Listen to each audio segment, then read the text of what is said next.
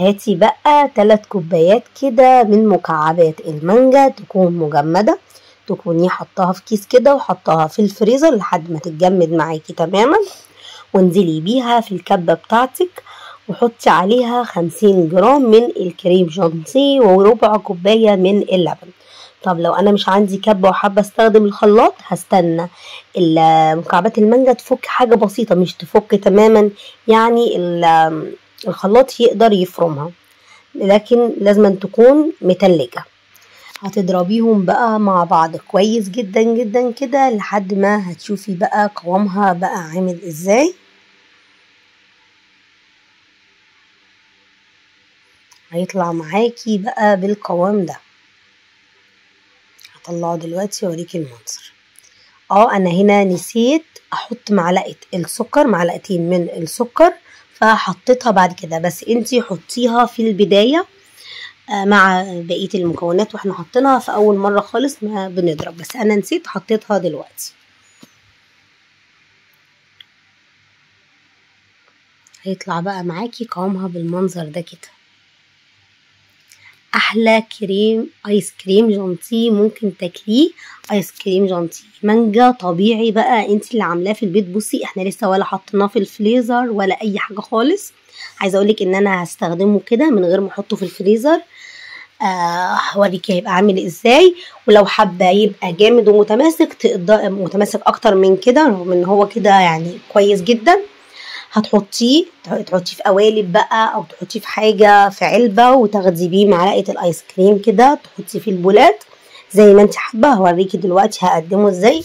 بس منظره عامل ازاي، متماسك جدا ازاي، رهيب. غير بقى طعمه طبيعي جدا ويجنن، هيعجبك جدا. وتقدري تستخدمي اي نوع فاكهه بنفس الطريقه، تجمديها كده في الفريزر وتحطي عليها الكريم جانتيه واللبن، هتطلع معاكي بنفس المنظر كده. بصي مش محتاج يتحط خلاص تاني في الفريزر ولا حاجه، بس انت حابه يبقى زي الايس كريم بره ناشف كده وماسك نفسه، هتحطيه في الفريزر. حابه تاكليه بالطريقه دي كده، رهيب. هوريكي هقدمه في البولات من غير ما احطه في الفريزر وهيطلع عامل ازاي.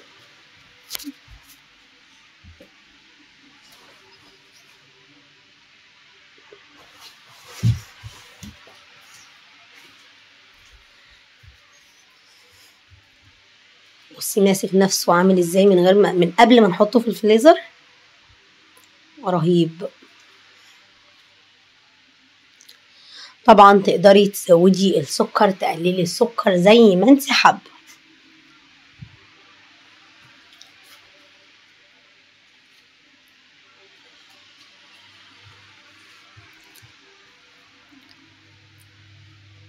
رهيب بمعنى الكلمه.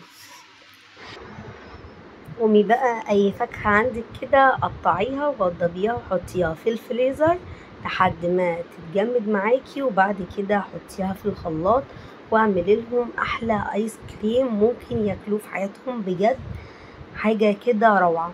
عايزه اقولك ان اغلب الايس كريم اللي بنشتريه من بره بيبقوا مزودينه بميه، مش مزودينه بلبن، وبتبقى اصلا مكونات بعيدة اساسا عن الفواكه. بيحط كمية فواكه قليلة جدا والباقي مكسبات طعم ومية.